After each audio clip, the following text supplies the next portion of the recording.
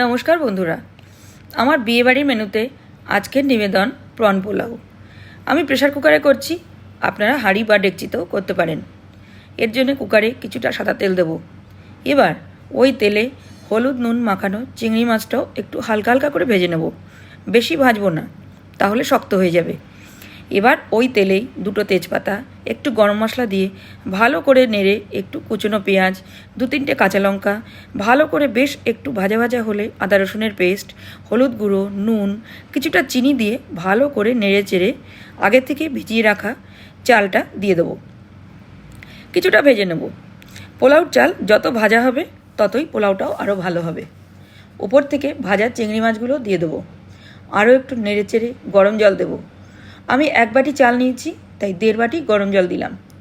এবার cooker lock করে একটা স্টিম দিয়ে কুকারটা নামিয়ে পোলাওটা দমে রাখবো।